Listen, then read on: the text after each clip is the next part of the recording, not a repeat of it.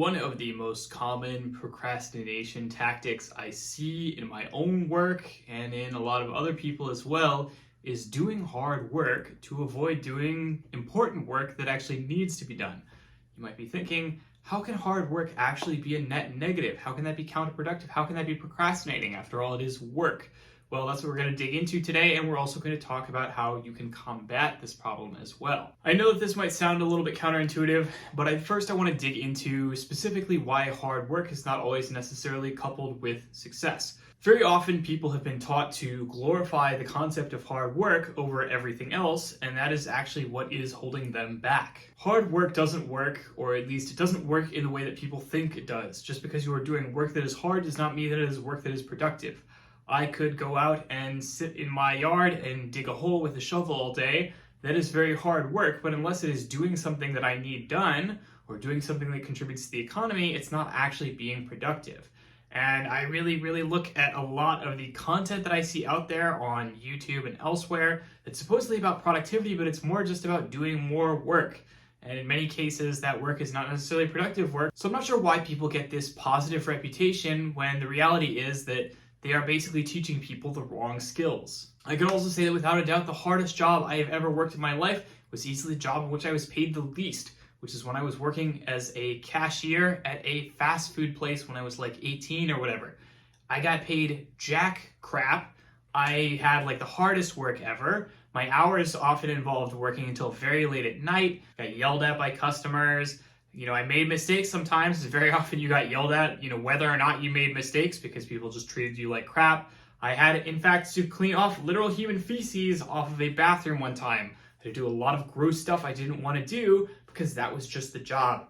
I got paid crap for it, and it was probably the worst experience of my life and the hardest I have ever worked to this day. And I want to make it clear that that includes those times that I have been working in the past where I was, say, for example, developing my online coaching business, and I would sometimes work something like 60 to 80-hour weeks.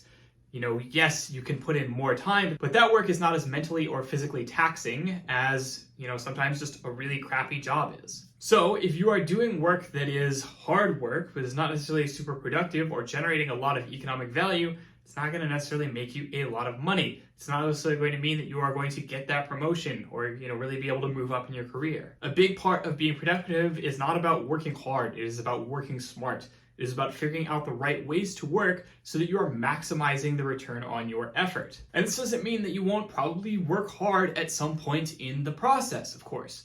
Chances are that at some point in your life, you're going to be doing some hard work that is also just very rewarding.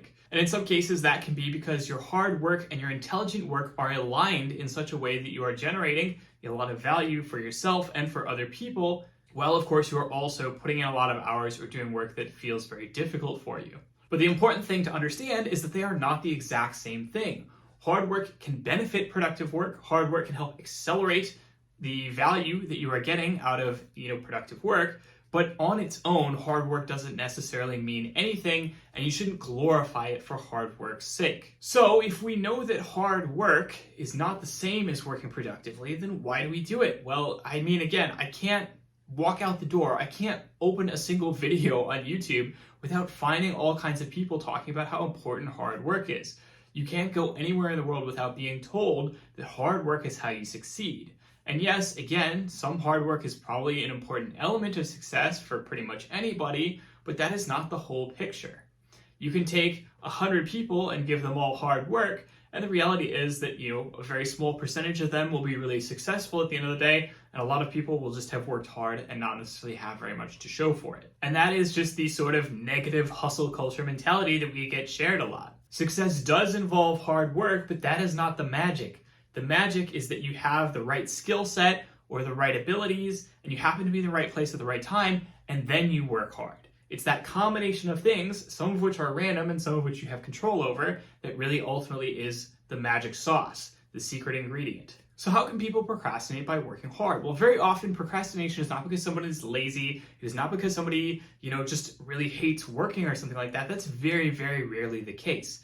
There are a few genuine people like that out there in the world, but they are a relatively small minority. The reality is that there is some kind of disconnect between the task that needs to be done and your ability to do that task. Sometimes you may lack the skills or experience in order to do a task effectively, and as a result, you just kind of struggle. You're just not sure what to do, or yes, you kind of know what to do, but you're going to have to do a lot of mentally taxing figuring it out along the way, experimentation, and so on. And you kind of also know that you're probably not going to turn out very good work because, again, you don't really know how to do this task very well. You may have a bad situation where you're set up to fail. If you are working in a company where your boss does not appreciate you or your work, or, is basically just constantly like not giving you any praise or putting you down, it's kind of like, well, yeah, you don't want to do that work specifically because you are set up in this hostile environment to fail. And as a result, it's like, well, why even bother doing it anyway? Sometimes it's something where you're just blocked or you're waiting for somebody else to finish something so that you can start something. And as a result, you're just kind of like, okay, well, I will just spend a little bit of time, doing something pointless, and then I will pick that back up when I can. And again, sometimes it could just be rarely that you just really genuinely dislike something. Sometimes, again, you get a job where you just find out that you're just not really very well suited for it, you don't enjoy doing it, and so on. And so what happens in these situations when there is that disconnect between the thing that you need to do and your ability to do it is that causes a lot of stress. It causes a lot of mental fatigue. And as a result, you do things to try and relieve that mental fatigue, to try and relieve that stress. Sometimes you may think, okay, well, this task is really stressful to me, I don't want to do it, but I'm going to try and push through it anyway because I know that as soon as I get it done, even if it takes me longer than I would like, then I will be able to rest easy knowing that I have completed it. Sometimes it might be by taking up other activities instead. So, maybe you've been working really long hours and you're just kind of like, oh, I just feel really exhausted. I need something to help de-stress. And yeah, maybe you end up playing a bit of video games or, watching some TV or doing something else that is just sort of mindless and relaxing, because that then helps you recharge so that you can then return to the task and continue doing the mentally taxing and stressful thing. And sometimes, and again, this is something that I am incredibly guilty of, you instead do different work, hard work, that feels good because, again, it's hard work, it feels good, like you are doing something, but it is actually not productive work. And as a result, you basically just spin your wheels and waste a lot of time because you've kind of convinced yourself that you're doing important work when you're not. You're procrastinating by sort of pretending to work. And it's so easy to do this. Anybody who has worked what we would call a BS corporate job kind of knows this feeling. You're kind of making up tasks just to be seen to be doing things by your superiors. You are finding non-essential tasks to do so that you can feel good about having crossed them off your list. Sometimes you are taking things that are maybe peripherally important and you are making yourself believe that they are a lot more important than they actually are, so that you can justify prioritizing that over the stuff that actually is more important. A really good example is all of the number of people out there who consume all this content on the internet that is geared towards like entrepreneurs and self-improvement and that sort of thing. Again, that used to be my passion a very long time ago when I was younger and not quite as experienced.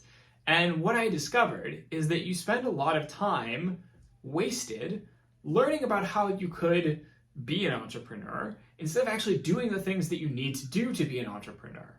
So you sort of sit down and you read all these books about mindset and about blah and blah and blah, and you never actually sit down and implement any of it because you're kind of really getting the good feeling, the feeling like you've done something out of reading the book or watching the YouTube video or following the Instagram account or whatever it is. You're actually getting the enjoyment out of pretending to do the thing mentally more so than actually doing it. And of course, it should be self-evident that, like most of the people who read, say, like a self-help book are not going to instantly turn into, the bastion of, like hyper-competent, hyper-productive, super successful individual. You look at all the people who are watching videos about personal finance or whatever the case is, they're not all going to turn into millionaires and billionaires or, super successful business people or entrepreneurs, because they're not necessarily watching that content specifically because they want to take lessons out of it. And maybe the content isn't even really made with the intent of giving you lessons anyway. Maybe it's something where this person is just kind of talking about this kind of material in order to develop their own following, in order to make their own money. And it's not really, at the end of the day, about helping you. And this is something where, interestingly, I used to do this the most when I was developing my online coaching business full time. When I had basically all day to devote to developing my coaching business, I would spend all day doing work that felt like hard work, that felt like I was accomplishing things, and a lot of it was basically wasted time. I spent a lot of time focusing on work that had very low marginal return on investment because I was genuinely anxious and unskilled when it came to doing the sorts of things that I actually needed to do to continue making more money and developing my business. I was spending all of my time writing more blog posts, even though I had plenty of content, and I really realistically needed to sit back and just kind of refine a lot of that existing content, be better about sharing it, be better at reaching out to people and spreading my message and so on. And the reality was that I just kept writing more blog posts, not because that was actually benefiting my business after a certain point, but because I just didn't want to sit down and figure out things like advertising and social media and email newsletters and like reaching out to people and actually asking people for, hey, are you actually interested in being a client? Trying to find actual client leads and then developing relationships and then getting more clients that way, which I have since discovered is basically really where I should be spending all of my time because that has the best return on investment. It was only after I shifted away from doing that job full time and I took on a day job, and it was kind of like, okay, well now I've got all this side business money and I need to focus on minimizing my time invested into it as much as possible so that I can maximize my return on invested time. And it was only then that I realized how much time I had been wasting, how much time I had been spending doing stuff that didn't really matter that much, because I had just been stuck in that mindset. And it was something where, again, maybe a little bit ironically, it took me taking on a day job again to really make me realize exactly how incorrect that entire approach had been and exactly how ossified, how stagnant my mindset had been. How can you avoid falling into this trap? Well, again, it's really tough because, again, I myself fell into it for years and I didn't even realize it. And it really took me a huge shift in my mindset and my lifestyle for me to realize that. You do need to learn to be critical of yourself. You need to learn to self-assess periodically, sort of analyze what's working and what's not working, and figure out what you need to do to succeed. Focus on what works, minimize what doesn't work, and don't, get yourself sunk cost fallacy into thinking that you need to keep doing something even if it's not benefiting you. Most of all, it's important that you don't believe too much of what you see on the internet. Most of what you see on the internet is somebody trying to sell something to you, whether that is advertising for attention, or whether that is them trying to sell you a product or a service. Most people are not necessarily really looking forward to helping you out. They are instead trying to make themselves seem cool, make themselves seem helpful, so that you'll be interested in spending money on their services. Figuring out what works for you and what's going to help your situation out the most, it's a highly individualized process. You have to do a lot of trial and error. You have to figure out what's going to work for you in your specific situation, and that may not be generalizable to anybody else. So that may not be something that you can learn specifically from just consuming self-help content or entrepreneur content on the internet. It's something where you need to do that yourself. And so again, I just warn everybody, try not to eat all of that hype up. Try not to get too obsessed with that hustle culture mentality. Don't believe everything that you see. Don't believe everything that you hear. Don't believe everything that you read. Just find out what works for you, stick with it, iterate on it, and improve over time. That is the absolute best you can do. So, I hope you enjoyed this week's video. As always, if you like this video, don't hesitate to comment down below. Let me know what you would like to see in future videos. Like, comment, subscribe, all that lovely stuff that all my lovely little followers do whenever they like a video. And I will talk to you all next week. Have a good one.